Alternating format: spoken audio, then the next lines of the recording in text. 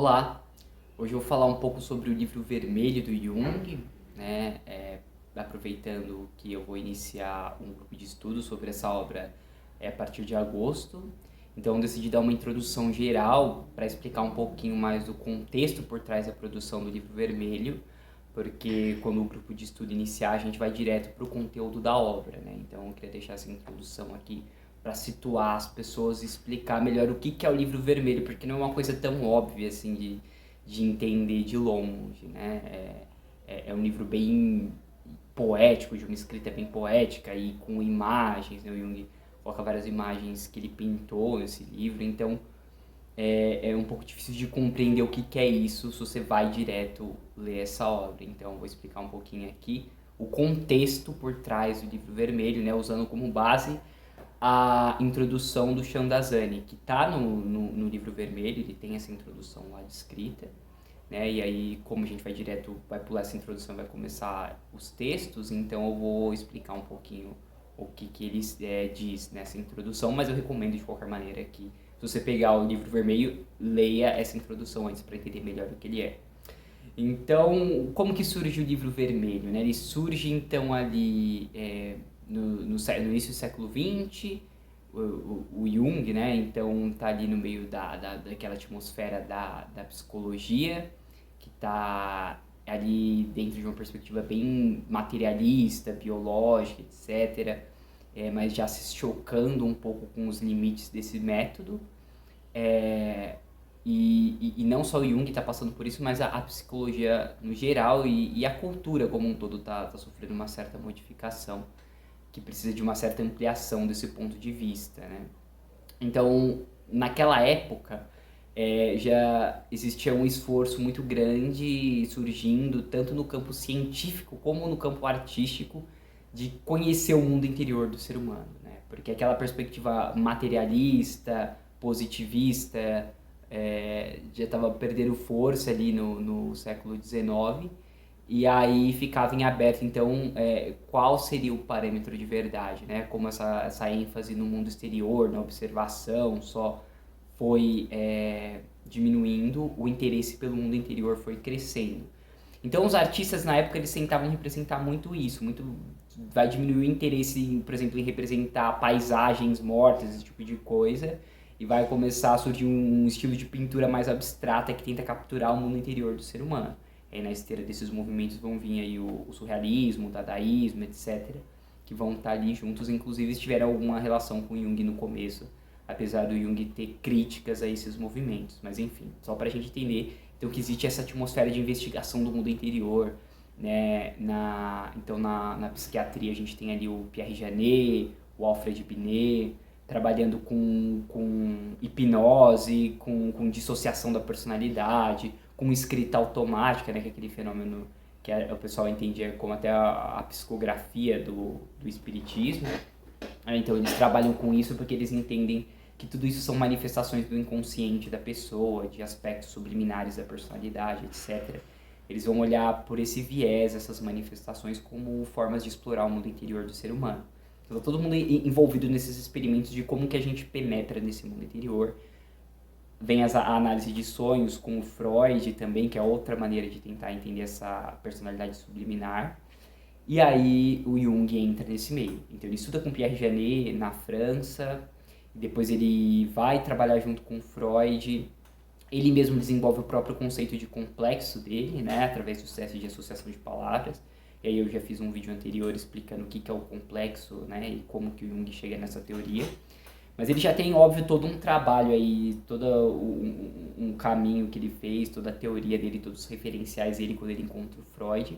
Apesar da gente ter uma visão da cultura popular que o Jung é discípulo do Freud, né? Mas na verdade ele foi um colaborador que já tinha a própria visão dele, já tinha os trabalhos publicados, já tinha uma fama. Quando ele conheceu o Freud, ele já tinha essa fama porque ele fez esses estudos de associação, e por isso que eles começaram a trabalhar juntos, né? Então o próprio Freud coloca o Jung ali na presidência da Associação Internacional de Psicanálise, e o Jung fica à frente dessa organização por um tempo, né? Então a gente está ali em 1906, 1907, só que por volta de 1909 Jung começa a se interessar cada vez mais por mitologia, né? E isso é o interesse que ele tinha durante já a adolescência dele, que se perde um pouco quando ele vai se voltar para essa área da ciência, mas que depois começa a voltar nessa época, né?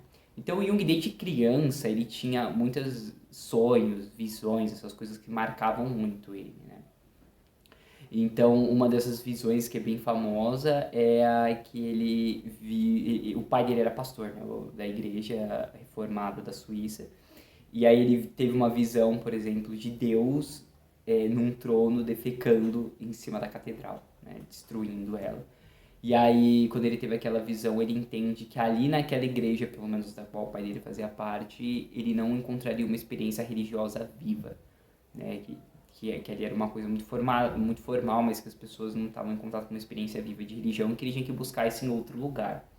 E aí, nessa época, ele conhece o Fausto, do Goethe, né? Que é o livro que ele vai influenciar muito o Jung, onde o Fausto vai estar se defrontando com exatamente esse mesmo problema. Ele vai estar reclamando de um conhecimento muito teórico, muito formal, que falta experiência viva, né? Então, já no começo da primeira parte do Fausto, ele tá lá no quarto de estudo dele revoltado contra esse conhecimento puramente teórico e sentindo falta de uma experiência viva, né? Só estudar as coisas não é o suficiente para ele mais. Ficar tentando decorar fórmulas, decorar textos, esse tipo de coisa, o Fausto está se sentindo oprimido. Então, é isso aqui que o Fausto fala numa das cenas iniciais no quarto de trabalho, né? E é isso, ele tá dentro da torre dele, onde ele estuda. Aí ele começa assim, né? Céus, prende-me ainda este antro vil, maldito abafador covil, em que mesmo a celeste luz por vidros foscos se introduz, opresso pela livralhada, que as traças roem, que cobre a poeira que se amontoa embolorada. Do soalho à abóbora da cimeira, cercado de um resíduo imundo de vidros, latas, antiqualhas, né? Que ele falando de todas essas coisas que tem no laboratório dele, né? Os instrumentos, os livros, etc. Isso é teu mundo, chama isto teu mundo. E ainda não vês porque em teu seio o coração te comprime, porque um inexplicado anseio de vida a flama em ti reprime. Em vez de viva natureza, em que criou Deus os mortais, de crânios cerca-te a impureza, de ossadas de homens e animais. Então o Fausto está ali no meio dos livros dele, no laboratório já saturado dos estudos que ele está fazendo, e ele precisa de uma experiência mais viva, né? E a história do Fausto, ele vai começar buscando essa experiência externamente, né? Na primeira parte do Fausto no bar, e atrás das mulheres, etc. Vai ver que isso também não resolve o problema. E a segunda parte do Fausto já é uma vivência mais mitológica, mais simbólica, que vai lembrar um pouco do que o Jung vive ali no livro vermelho mesmo, né? Essa busca interior por esse sentido que você não encontra numa relação somente externa com o saber, uma relação que é puramente baseada no pensamento. Você precisa de uma vivência simbólica que inclua o sentimento humano para realmente você se sentir vivo. Então, eu adiantei um pouquinho aqui, né? Mas o Jung vai passar por esse conflito semelhante. Então ele vai viver toda essa coisa da ciência, da psicologia experimental, da razão e etc. ali com a vida dele no hospital, com Freud, e chega até o limite disso. E aí ele vê que isso não é suficiente, né? Ele vai também em casa, tem filho, tem tudo que você esperaria que a pessoa tivesse, tem o sucesso dele, né? Mas ainda não é suficiente. E aí nesse vazio que ele começa a estudar os mitos, e ao mesmo tempo que ele está estudando esses mitos, ele começa a ter umas visões que vão angustiando ele muito, né? Então ele tem visões meio apocalípticas, coisas desse tipo, que vão perturbando ele, inclusive ele acha que está enlouquecendo, né? Mas com o tempo ele entende que essas visões representam um conflito que a humanidade toda está passando aqui naquele momento por essa falta de sentido, que surge com esse racionalismo, né, que foi herdeiro ali da Revolução Francesa, e que é esse racionalismo, essa falta de sentido que vai culminar na explosão, que são as guerras mundiais, né? Então ele vai abordar bastante esse assunto da guerra no Livro Vermelho, principalmente nas primeiras partes, né? Então ele entende que ele está vivendo dentro dele um problema coletivo que também está afetando várias pessoas naquele tempo, que é esse problema da falta de sentido. E aí ele se vê obrigado a dar atenção para essas fantasias como um caminho para tentar resolver isso, para esses sonhos e tal. E aí que ele começa a investigação, os registros das fantasias dele, dos diálogos internos que ele tem, que vão dar origem ao Livro Vermelho. Mas inicialmente isso para o Jung foi muito angustiante, porque ele achava que era uma perda de tempo ficar se dedicando a essas fantasias enquanto ele tinha coisas importantes da vida dele para fazer, né? E é só muito custo, só depois de estar com problema de dormir, esse tipo de coisa, ter vários sonhos como perturbando ele, que ele se convence de que ele tem que dar atenção para isso mesmo. E aí ele se entrega um pouco para essa fantasia, apesar disso causar uma certa repulsa nele, porque o espírito da época da qual ele fazia parte enxergava aquilo como fantasia infantil, loucura, sem valor, né, como se a mitologia ou o pensamento simbólico fosse somente uma forma de conhecimento arcaico que não serve mais hoje. Era uma forma de pessoas ignorantes que não tinham ciência compreender o mundo. Né? E aí, quando Jung começa esses experimentos, ele começa a mudar essa visão, entender que, na verdade, os mitos não são uma tentativa de explicação do mundo externo, eles são mais uma expressão do mundo interior do ser humano. Né? Eles expressam os conflitos que o ser humano vive, o significado que o ser humano atribui à própria vida. Eles falam da dimensão subjetiva da vida humana e de como lidar com ela, né? Como lidar com esses conflitos. Então o mito vai ser um reflexo do desenvolvimento humano. Por exemplo, o mito do herói ele vai ver muito como uma expressão das fases da vida, né? Do desenvolvimento, da separação da mãe, da conquista de um lugar no mundo, etc. Então ele vai entender os símbolos como uma tentativa do ser humano de conhecer a si mesmo, né? Não é uma teoria científica ultrapassada. Então ele vai entender que existem duas formas de pensamento. Aí existe o pensamento direcionado, que é o pensamento científico, o mais recente adquirido, que é o pensamento lógico, que vai se desenvolver de forma sequencial. E tem o pensamento fantasioso, que é um pensamento mais ancestral da humanidade, porque nossos primeiros registros culturais são todos simbólicos, a coisa científica e racional é muito mais recente, e que é mais instintivo, então, para o ser humano. A criança já pensa dessa forma fantasiosa, a gente pensa dessa forma involuntariamente, né? Por exemplo, quando a gente sonha. Então, quando essa consciência do estado de vigília, essa consciência racional é interrompida, o pensamento fantasioso volta a se manifestar. A consciência direcionada ela precisa da participação voluntária, de um certo esforço para você pensar de uma forma sequencial. Enquanto essa outra forma de pensamento simbólico, ela vem de maneira natural. Você não ensina a criança a pensar de forma simbólica. Ela pensa assim naturalmente, né? E aí com o desenvolvimento dela, ela vai desenvolvendo essa outra forma de pensar, mas a forma simbólica nunca deixa de existir. Ela só fica em segundo plano, né? Então Jung vai enxergar esse processo que é de desenvolvimento do pensamento na criança, por exemplo, como uma repetição da história do desenvolvimento do pensamento na espécie, né? Que é uma teoria da psicologia evolutiva, né, hoje. E isso a gente tem evidências da neurociência, por exemplo, o Jaak Panksepp, eu já comentei um pouco disso no meu vídeo que eu falo sobre os psicodélicos, né? E aí quem quiser dar uma olhadinha lá, eu aprofundo um pouco mais nisso, mas basicamente o Panksepp vai notar que as redes cerebrais que estão ativas durante a produção dos sonhos, né, que é essa forma simbólica de pensar, elas são mais antigas do que as redes cerebrais que estão ativas durante o nosso estado de consciência da vigília, né? A consciência de quando a gente está acordado. Então, o que o Panksepp vai entender disso? Que a forma de consciência ligada com o sonho ela é mais ancestral e era o estado de consciência principal do homem ancestral, né? Do homem primitivo. E que ainda funciona ali de uma forma involuntária, inconsciente, por mais que fora da nossa percepção durante o dia.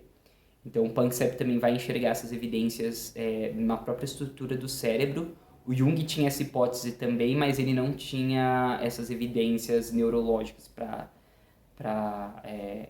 comprovar isso na época, né? Então essa é uma hipótese que é válida ainda hoje, na verdade está sendo cada vez mais aderida, né, no momento. Então, basicamente o Jung vai viver esse conflito de ter que desligar o seu pensamento direcionado, a sua consciência racional, e dar um fluxo livre para essas fantasias, para esse pensamento fantasioso, para ele conseguir começar a compreender o significado dessas fantasias e a utilidade delas, ou qual que é o sentido delas, para que elas servem, qual que é a finalidade delas. E aí ele vai, através desse diálogo interior, ele mergulha nessas fantasias e começa a aparecer personagens na cabeça dele, né? E ele começa a conversar com esses personagens. Ele começa a conversar e vai registrando essas conversas no livro vermelho. E aí ele vai aprendendo várias coisas, né? Então é aquilo, você começa a dialogar com partes suas, né? Com outras coisas que existem dentro de você. E você vai chegando a insights, você vai conhecendo outras partes da sua personalidade. E isso é o autoconhecimento, é você conhecer partes desconhecidas da sua personalidade. Ele vai ampliando a noção da personalidade dele, né? Então, esse é o processo de autoconhecimento que o Jung vai registrar no livro vermelho. Ele entende que esse processo, ele não só não é um processo aleatório, mas que ele tende para uma meta. Que essas fantasias, elas estão tentando vir para a consciência para expressar potenciais latentes que precisam ser manifestos, né? Então, é o exemplo que ele vai entender, que são imagens que apontam para o desenvolvimento da totalidade do ser humano. Fica mais claro se a gente pensar no exemplo de uma árvore, né? Então, imagina que tem uma semente, eu gosto de usar muito esse exemplo, né? Mas imagina que tem a semente e que dentro dessa semente tem o projeto de uma árvore que vai se manifestar. Essa é a meta da semente, é a árvore. Então, ela vai estar sempre buscando atingir essa meta, né, da vida dela, e então essa imagem vai orientar o desenvolvimento dela, a expressão desse potencial pleno. Se acontecerem coisas no caminho que barrem esse desenvolvimento, ela vai começar a ficar estressada e tentar encontrar formas de burlar esse obstáculo para continuar crescendo, né? E é isso que acontece com o ser humano. A gente tem um impulso para desenvolver a nossa personalidade total, para dar expressão ao nosso potencial pleno. E se existem perturbações nesse caminho, aí a psique vai começar a ficar estressada e vai tentar retomar o caminho do desenvolvimento, né, da personalidade para atingir essa meta, que é o que ele chama de processo de individuação, que é tornar-se quem se é, que é manifestar esse potencial pleno. E obviamente que isso varia de pessoa para pessoa, né, não é a mesma coisa em todo mundo, mas cada um tem um projeto de ser ali, uma totalidade, como qualquer organismo biológico tem, que vai se manifestar, né? Só que no ser humano isso inclui aspectos sociais, culturais, etc. Todas essas coisas que fazem parte da natureza humana, né? Diferente de uma árvore. Então, o Jung vai entender que existe essa meta e que essas imagens, elas apontam para essa meta e que o diálogo com elas ajuda esse processo a continuar. A gente entende as direções, porque o ser humano tem que participar ativamente do seu desenvolvimento, né? Ele não acontece naturalmente, existe uma certa pressão para que isso aconteça, mas a consciência precisa participar de forma voluntária. Por isso não é só suficiente para o Jung você registrar essas imagens, igual ele pintava, né? Mas você tem que compreender o que elas querem dizer e para onde elas estão apontando e que implicações elas têm prática na sua vida, o que você precisa tirar daquilo, o que você precisa executar baseado naquilo, né? Então tem esse processo de diálogo interno que ele registra nos livros vermelhos e que vai ser um registro do processo de autoanálise do Jung, né? Então ele faz esse experimento por muito tempo, que ele considera o experimento mais difícil dele, antes dele começar a fazer a mesma coisa com os pacientes dele. Então primeiro tem a experiência pessoal dele, ele está no estado de sofrimento psíquico, começa a dar ouvido para essas imagens, trabalhar em cima delas, ter uns insights e tal. Em paralelo com isso, ele está escrevendo a obra dele, estudando os tipos psicológicos e fazendo os estudos de psicologia. Então ele está fazendo esses trabalhos paralelamente, né? E aí quando ele vê que isso funciona com ele melhora depois de passar por esse processo de análise do próprio inconsciente, ele começa a ver isso com os pacientes dele também e procurar outras evidências que a gente tem históricas, através dos documentos que a gente tem registro, né, da vida de outros seres humanos, para ver se esse processo aconteceu em mais lugares, e ele encontra vários paralelos na mitologia, na religião, nos textos alquímicos e etc., que para o Jung são todos esses diálogos que o ser humano estabelece consigo mesmo para aumentar o autoconhecimento e ao mesmo tempo encontrar o sentido da própria vida. Então, essa viagem ao mundo interior para encontrar essa imagem de Deus, que para o Jung é a imagem da totalidade, desse destino, né? Como se a imagem de Deus fosse a imagem do destino humano que vai orientar a vida das pessoas, né? Que vai orientar o seu destino particular. Ele vai entender como ali uma estrutura parecida por exemplo, a Divina Comédia do Dante, né, que inclusive está aqui, o livro, que descreve essa descida no submundo do Dante, essa conversa com várias pessoas no caminho ali, a subida pelo purgatório e a chegada no paraíso. O Fausto é outro modelo que dá pra gente entender, igual eu comentei no começo do vídeo. O Zaratustra do Nietzsche também é muito importante, né? Que é outra viagem interior em forma de diálogo, que é muito famosa também. Só que o Chandazani, né, que escreveu a introdução, ele vai falar que enquanto o Zaratustra vai falar da morte de Deus, o livro vermelho do Jung, ele vai falar do renascimento de Deus na alma. Ou seja, você encontrar essa imagem de Deus, essas experiências mitológicas, religiosas, etc., dentro de si. Né? Aquilo que ele perdeu ali na igreja, ele vai encontrar dentro de si, e aí vai dar uma possibilidade melhor de compreender o que esses símbolos da religião significam, porque você tem um referencial daquela experiência interna também, da vivência com essas imagens mitológicas. Né? E, de novo, imagem de Deus no sentido de que é aquilo que orienta o desenvolvimento. Igual a meta da árvore é aquilo que vai orientar o desenvolvimento da semente, né, como se fosse o orientador. A imagem de Deus é aquilo que o Jung vai falar que é o que vai orientar o desenvolvimento do ser humano na vida, que vai impelir ele a cumprir o desenvolvimento da personalidade dele. Né? Então, é basicamente isso. Né?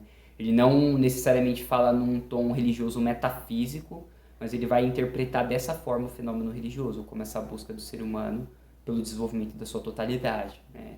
Então, encontrar esse caminho, encontrar o desenvolvimento dessa tarefa que dá sentido para a vida humana.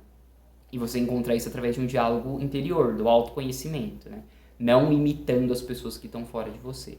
Apesar de que quando você vive esse processo, ele vai incluir aspectos sociais também, porque a totalidade da vida humana inclui aspectos individuais, sociais, coletivos, enfim, históricos, tudo isso está envolvido na vida humana. Então, ele passa por esse processo e, inclusive, ele deixa o livro vermelho ali no consultório dele para os pacientes verem, né? Quando ele fez alguma coisa, para ele mostrar que ele mesmo estava vivendo aquilo, aquilo que ele estava falando para os pacientes, ele estava passando também. Era um problema que ele mesmo estava se defrontando. E na psicologia analítica isso é muito importante, porque você só pode incentivar o seu paciente a viver um processo que você mesmo viveu. Para o Jung, então, você tem que ter passado por uma vivência com o seu próprio inconsciente para conseguir ajudar a pessoa a passar por algo parecido. Você não pode passar isso só como um método, sendo que você nunca experimentou em você. Né? Então, para o Jung, isso era até uma questão ética, e ele sempre vai frisar isso, né? Que é muito importante ter uma vivência com o próprio inconsciente antes de ajudar as pessoas. Então, o Jung vai falar que o que separava o processo criativo, né? A expressão saudável desse processo de individuação de uma psicose, por exemplo, é a atitude do indivíduo em relação a esses conteúdos. Né? Então, se ele consegue enxergar essas imagens e tentar compreender o significado delas, né? Interpretar ou compreender o significado delas, ele consegue traduzir isso numa forma útil e comunicar aos outros e transformar num trabalho útil à sociedade também, da qual ele faz parte, não uma coisa só idiosincrática. Por outro lado, se a pessoa não tiver recursos suficientes para compreender aquele material do inconsciente, ele pode se tornar num delírio, ou numa loucura, ou qualquer coisa desse tipo. Então, depende muito da atitude da pessoa em relação a esses conteúdos que surgem, né? Ou ela pode, por exemplo, ter uma experiência similar do Jung e entender que, sei lá, que é um profeta, ou que é Jesus Cristo, ou qualquer coisa do tipo.